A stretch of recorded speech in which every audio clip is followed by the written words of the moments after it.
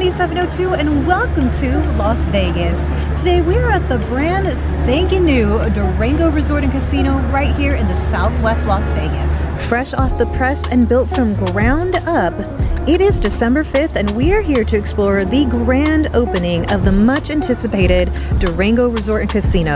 And we're here on opening day to show you as much of the property as I can. They open their doors today at 10 a.m. and I ran over here straight from work, so it's only about 5 hours old. I'm excited to check out this resort, but also to eat. What an absolute perfect day it is for a grand opening. Look at how beautiful the skies are today. It's been a little chilly in Vegas, but today, for some odd reason, we have a random 70-degree day. There are multiple entrances to the casino. They also have a parking garage, as well as lots of parking out in the front. They did a really great job at adding a lot of greenery to the desert. All right, so we just made our way in, and we took the entrance that is the valet. So this is what you'll be seeing as you walk in through the very front valet or drop-off area. And then I think behind the bouquet here, this is the Vesta Coffee Roasters. And everybody was greeting us, the valet, the doorman. I believe the casino will be off to the right. Looks like here is the front desk in the lobby. And in this corner, there's going to be the Bel Air, which is one of their lounges here.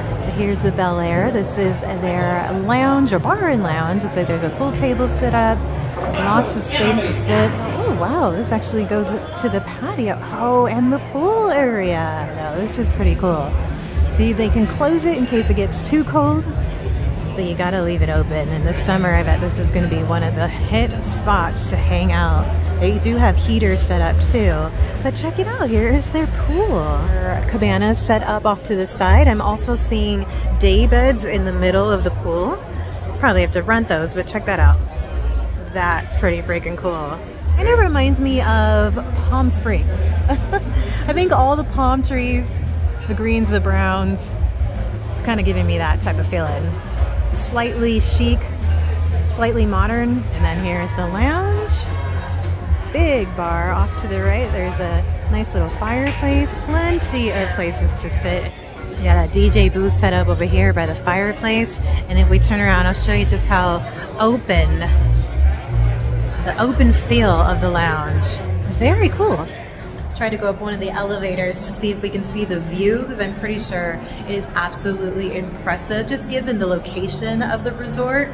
But you do need a resort key to go upstairs. And now we're gonna make our way towards the casino space. Look how many people here are already on the slots, enjoying the fresh slots. So welcome to Durango Resort and Casino. This new gem is nestled in the southwest part of Las Vegas Valley, so it's just about a 15 minutes drive from the Las Vegas Strip. Durango is brought to us by none other than Station Casinos, adding yet another property to their impressive lineup. Now, if you're familiar with Station Casinos, you know that they're known for their local touch, offering a unique experience away from the tourist-packed areas like the Strip. My personal favorite has always been Red Rock Casino, and I have been curious to see how Durango is going to measure up. Speaking of Red Rock Casino, both of the properties draw inspiration from the stunning desert scenery that surrounds us. Making our rounds, so here is another entrance. Loving the open window and the natural lighting into the casino.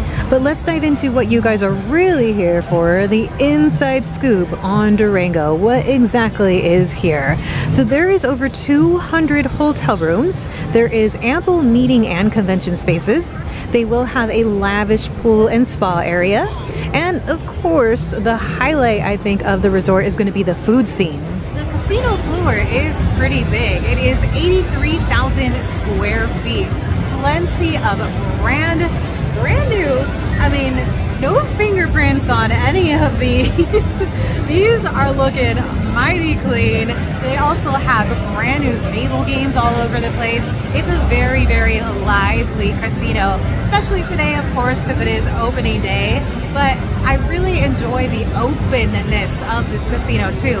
Lots of open windows, lots of natural lighting. This is very different for a Vegas casino. They have a stadium seating baccarat area. They do have a high limit room and a state-of-the-art sports book. You'll appreciate the fact that, like all station casinos, Durango offers free parking.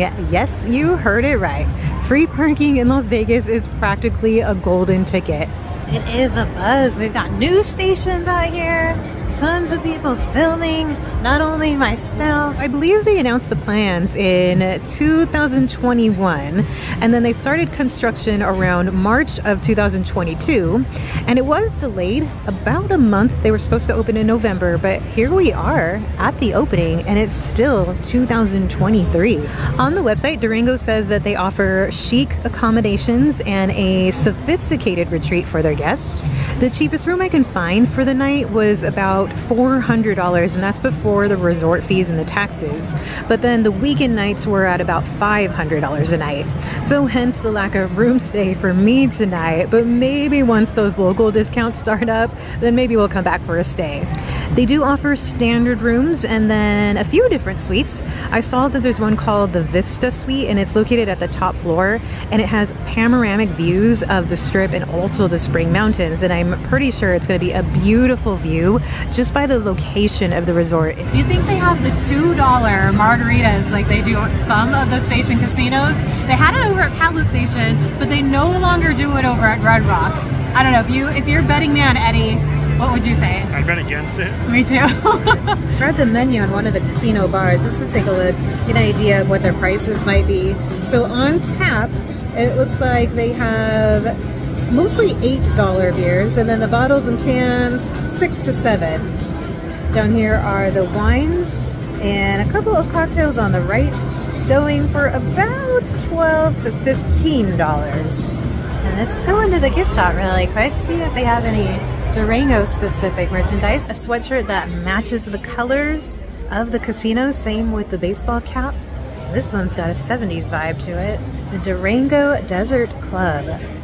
A snake wrapped around a high heel. A mishmash of stuff in here. You can grab some tall cans back there. Purify your hotel room with some white sage here, because you know, you never know. Or you can even get some crystals. All right, now the good stuff, we've got food. Food options, let's start with just the restaurants. The George will have American flair, and it's got this sportsbook viewing. It looks like the George has flatbread, soups and salads. They had appetizer like shareable bites as well. The George is also going to be the sportsbook and sports lounge. Very nice in here. Lots of LED screens. We're basically surrounded by the TV screens. You can grab theater type seating up in front, or you can grab a seat back here in the back. Looks like the chairs are very comfortable. This is really cool. Which goes out to the patio. I see a stage there with a band set up. There's a DJ playing right now. Looks like they have a couple of different games that you can play. Summer House is inspired by California's warm spirit, and it's going to have seasonal dishes. It's a restaurant in the back, and it does open to a patio, but check out just the bakery section here. They have an horchata latte. They also have a Mexican chocolate mocha and a matcha latte. Oh my gosh, look at these amazing and huge sized cookies. Oh, the birthday cake. Oh my goodness. Look at that pink lady.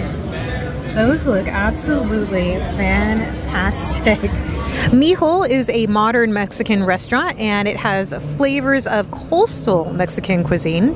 Wow, now this is the entrance to their Mexican restaurant, and it is so pretty in here. Look at this. Very much a Day of the Dead theme, even the flowers.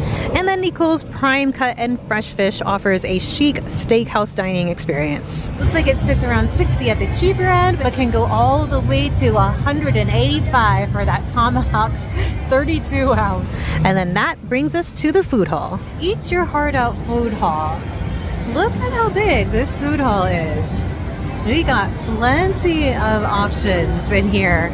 And I like how spacious it is. Food halls can be a little bit tight. They tend to cram a lot of food into a small space. Even though there is a lot of people here, it looks like it won't be too hard to find somewhere to eat. And we've got Herb's Burger, which has been a Los Angeles staple for 50 years and is known for its classic burgers, fries, and shakes. Prince Street Pizza offers a variety of New York and Sicilian style pizzas. Their pizza slices are about $6 each. So that one looks like a deep dish. Pretty sure it's their regular slices that are sitting around $6 each. It has authentic Hawaiian street food for the community. And on their menu, it looks like their chicken dishes are sitting around $16, seafood at $17 and $18. Uncle Polly's is sitting in the middle of the food hall here. They have fresh sandwiches made to order. You can see them cutting the slices right there. $16, $15 for their sandwiches. And then Fiorella, which delivers a replica of their popular Philly pasta bar, offering daily handmade pastas. There is a sushi bar, which will be a small and intimate Japanese restaurant expounding from downtown Las Vegas. Shane Artesia Noodle aims to both honor and elevate the Chinese culinary tradition of handmade noodles. The Oyster Bar will be open all night, the same as the popular oyster bar that is over at the Palace Station that so many love and recommend. We've got Nielsen's Frozen Custard, which started in Henderson, and it's now at multiple station casinos around the valley. I've definitely had this one a few times over at Red Rock. Vista Coffee Roasters, we did see this in the front of the casino. They also have a space here in the food hall. Then at the center of the action is Drink, well, without the I, and it's a lively bar known for its colorful frozen drinks. They have a butter beer. Oh, it's spirit free. I wonder how much that one is. Butterscotch, salted, vanilla cream, and citrus. I think I am most excited about Herb's Burgers. It says they are from LA and they've been open since 1946. And the main reason behind that is because I saw they had a pastrami on the menu. Ooh, that's the breakfast one. They also have the lunch pastrami. And I do love my pastrami sandwiches. And there's just something about the way LA, like for instance the Hat, they just do a really great pastrami. Since it's such a beautiful day out, we did grab a seat out here in the patio section of the food hall. This is a pretty heavy pastrami sandwich. Very traditional looking pastrami. So looks like there's plenty of meat in the middle. We got the mustard, the pickles, and maybe a rye bread. Looks crispy. And then Eddie went with a double cheeseburger. So you got the 2 patties, pickles, cheese. Uh-oh, I think there's onions in there, even though we ordered no onions. And some sort of special sauce, herb sauce. Look at that pastrami. I'd say maybe second best pastrami that I've had. The bread is actually really good. It's toasted really well. I feel like it could use a little bit more meat. On camera, it looks like there's kind of a lot. But when you bite into it, the flavors of the mustard and the bread are a bit loud that it drowns out the flavor of the meat. I think it's because I compare every pastrami sandwich to the king of them all, the Hat. I almost finished the pastrami, left some pieces of bread behind, even though the bread was probably my favorite part. I'm gonna stick with the flavors around the meat were a little bit too loud, so it was kind of hard to taste the meat. Otherwise it was really juicy. It's probably because there was a lot of mustard on there, and I'm not a big fan of mustard, so that didn't help its taste. The fries here are super good, super crispy, nice and skinny. Eddie had the burger and I was pretty jealous, so it looked pretty good. The meat was crispy because they're like smashed down. What about the sauce? It kind of looked similar to an In-N-Out sauce. Yeah, just typical, like secret sauce was usually like Thousand Island. What about a scale on 1 to 10? Like a 7. Alright, not too bad. I'm thinking we probably need some dessert. Maybe a frozen custard? Maybe. Since we need a dessert, I came back over to Summer House because it's a little too cold for ice cream. It's just kind of a weird thing for me to say, but these cookies were just standing out when I came through earlier. I mean, look just how massive they are. We've got to try one of these. I also have my eye on this coffee menu. I don't know. My last video I did a whole lot of hot chocolates, but that Mexican chocolate mocha, man. Or maybe an horchata latte. And me and my sweet tooth. So it's called the Bakery at Summer House. Summer House is originally from Santa Monica, and I got the Mexican chocolate mocha, and it looks beautiful. Nice and frothy in there. Nice and warm. Grand reveal of this monstrous cookie. Oh my God. This is like a slice of cake, or even the size of a mini cake. This is gnarly. Oh my God. So the gal in the front was very, very nice. She said the Mexican mocha has a little bit of a kick to it. It's got a little bit of cayenne pepper in it. And then she said this cookie is similar to the ones that you see at like Smith's, that's what they call it out here, or Ralph's or Kroger's, with the frosting on it, except it's their own take on it and it's not as sweet and more buttery. The butter cookie, excellent. And the frosting is not loud at all. It's actually very soft and very whipped. And then you get the sprinkles, so that adds a little bit of a sugar to it. But yeah, definitely not overly sweet. I was a little afraid of that. Yeah, it tastes like the Mexican Abuelita's hot chocolate, only with a little bit of a coffee kick to it. So help me stay up tonight to edit this video. Ooh, look at it all lit up as the sun is setting in the back. I love the backdrop of the mountains. I can only imagine what those rooms look like up there. Facing us, you have the strip view, and then on the opposite side, you're gonna have the view of the mountains. What do you guys think? Was this something that you're interested in coming to when you come to Vegas, or you're more interested in staying on the Strip?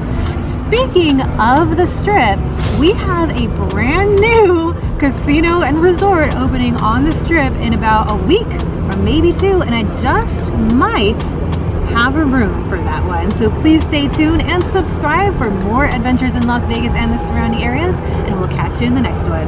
Peace.